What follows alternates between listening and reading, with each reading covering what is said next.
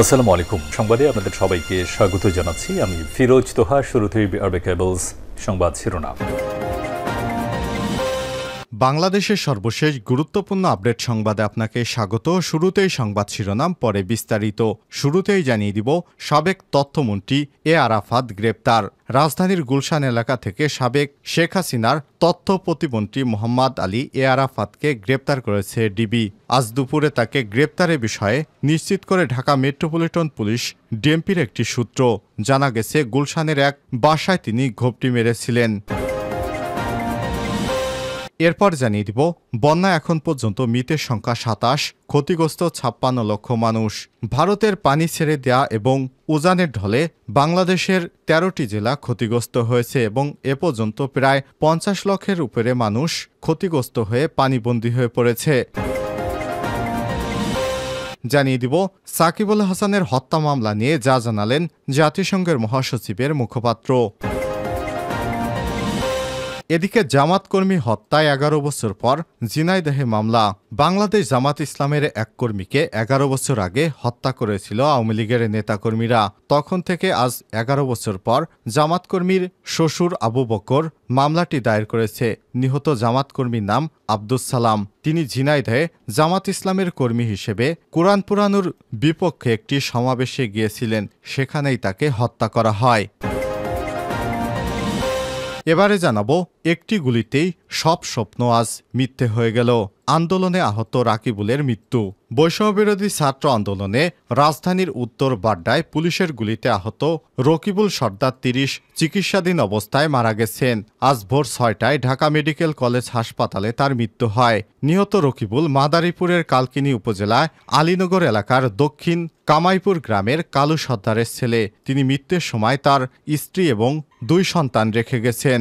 ঢাকায় একটি বেসরকারি প্রতিষ্ঠানে চাকুরি করতেন তিনি। বৈষম্যবিরোধী ছাত্র আন্দোলনের সময় পুলিশের গুলিতে তিনি আহত হয়েছিলেন। আজ দীর্ঘদিন পর তার মৃত্যু হল। একটি গুলিতেই তার সমস্ত স্বপ্ন শেষ হয়ে গেল।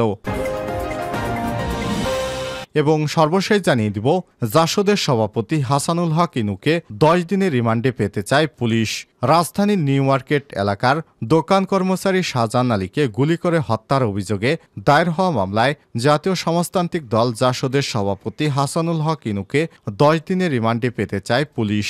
মঙ্গলবার ঢাকার মুখ্য মহানগর হাকিম আদালতে মামলার তদন্ত কর্মকর্তা আসামিকে হাজির করে ১০ দিনের রিমান্ডে নিতে আবেদন করেছে। প্রিয় দর্শক, এতক্ষণ শুনছিলেন সংবাদ শিরোনাম, এবারে বিস্তারিত। তবে তার আগে বন্ধুরা, অনুরোধ থাকবে সংবাদটিতে একটি লাইক দিন। এই চ্যানেলে আপনি নতুন হয়ে থাকলে আমাদের সংবাদটি দেখতে দেখতে চ্যানেলটি সাবস্ক্রাইব করে রাখুন। কমেন্ট করে আপনার মূল্যবান মতামত জানিয়ে দিন বন্ধুরা, আপনি বিশ্বের কোন দেশ থেকে বা বাংলাদেশের কোন স্থান থেকে আমাদের সংবাদটি দেখছেন এবং শুনছেন। এবারে বিস্তারিত। সাবেক তথ্য প্রতিমন্ত্রী এ আরাফাত গ্রেপ্তার। রাজধানীর গুলশান এলাকা থেকে সাবেক তথ্য প্রতিমন্ত্রী মোহাম্মদ এ আরাফাতকে গ্রেপ্তার করা হয়েছে। আজ মঙ্গলবার ২৭ আগস্ট দুপুরে তাকে গ্রেপ্তার করা হয়। ঢাকা মেট্রোপলিটন পুলিশ ডিএমপির একটি সূত্র থেকে সব তথ্য জানা গেছে। বিগত আওয়ামী লীগ সরকারের মন্ত্রিসভায় তথ্য এবং সম্প্রচার মন্ত্রণালয়ের প্রতিমন্ত্রী হিসেবে দায়িত্ব পালন করেছেন মোহাম্মদ আলী আরাফাত। এর আগে আরাফাত এবং তার স্ত্রী এবং তাদের মালিকানাধীন ব্যবসা প্রতিষ্ঠানের ব্যাংক হিসাব লেনদেন স্থগিত করার নির্দেশনা দিয়েছে বাংলাদেশ ব্যাংকের আর্থিক গোয়েন্দা বিভাগ। গত ৫ই আগস্ট শেখ হাসিনা পদত্যাগ করে দেশ ছেড়ে পালিয়ে যাবার পর সাবেক এই প্রতিমন্ত্রীকে জনসম্মুখে আর দেখা যায়নি। মোহাম্মদ এ আরাফাত দীর্ঘদিন ধরে আওয়ামী লীগের একজন থিঙ্ক ট্যাঙ্ক হিসেবে কাজ করছেন।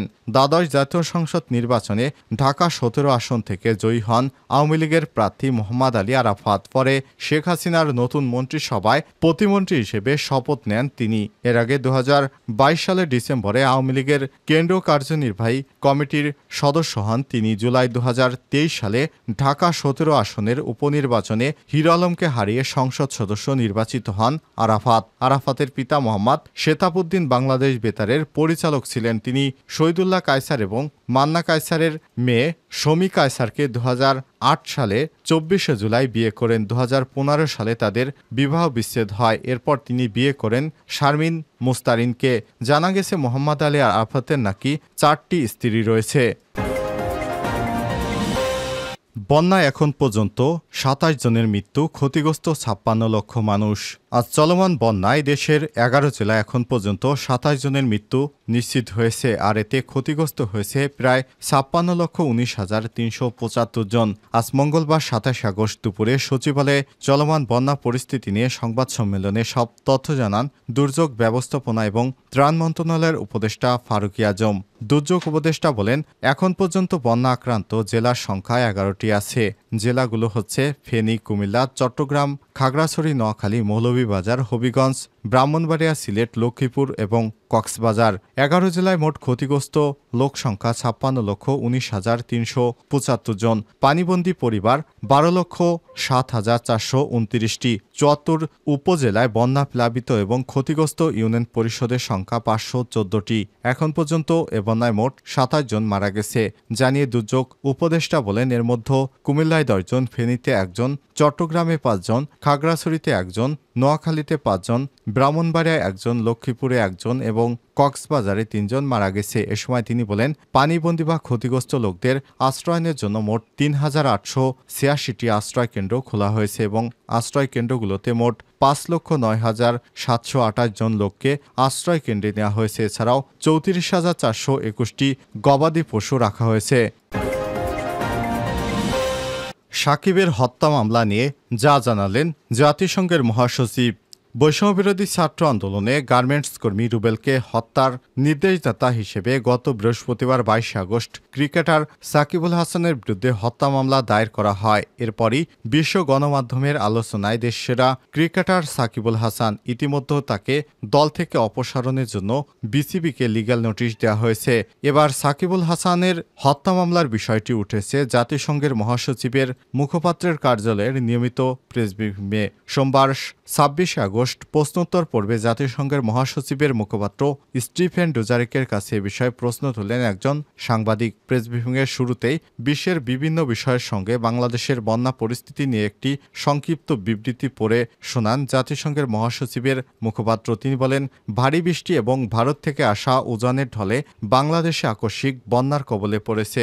জাতিসংঘের দল দুর্গত এলাকায় আছে। তারা দুর্গত মানুষের মধ্যে বিশুদ্ধ পানি, বিশুদ্ধকরণ ট্যাবলেট, স্বাস্থ্যবিধি বজায় রাখার কিট এবং খাবার বিতরণ করছে। বিবৃতিতে আরও বলা হয়েছে, বাংলাদেশের ঘূর্ণিঝড় এবং মৌসুমি বন্যায় ক্ষতিগ্রস্ত মানুষের জন্য প্রথমবারের মতো মানবিক সহায়তার পরিকল্পনায় গত মাসে চালু করেছে মানবিক কার্যক্রম পরিচালনাকারী সংস্থাগুলো। এর লক্ষ্যে ১২ লক্ষ মানুষকে সহায়তা করা হবে।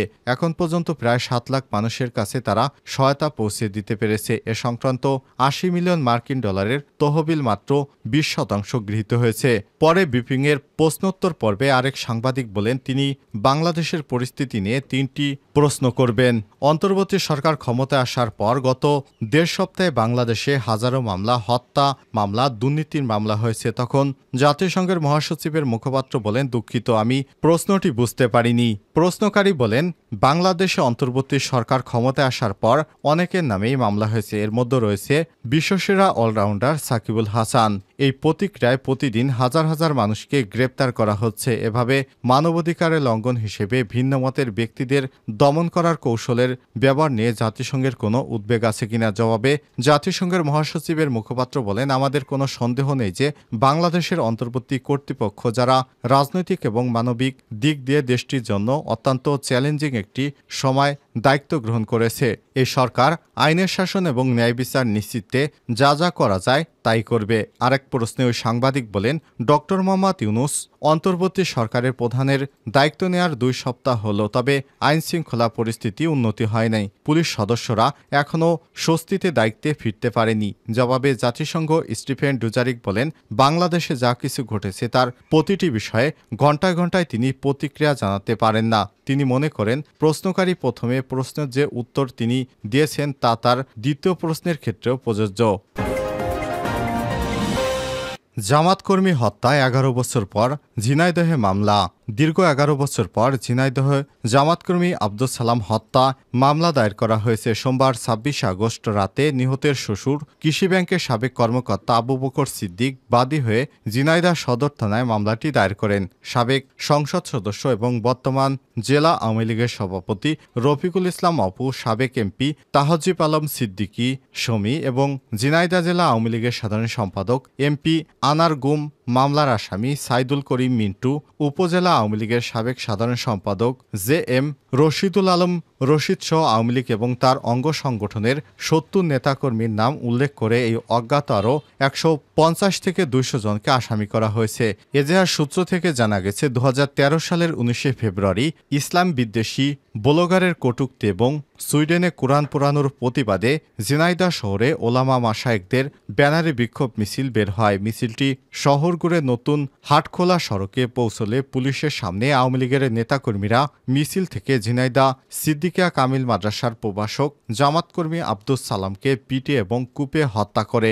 এই হত্যার পর লাশের পোস্টমর্টেম, জানাজা এমনকি ঝিনাইদহে লাশ দাফন পর্যন্ত করতে দেয়নি আসামিরা।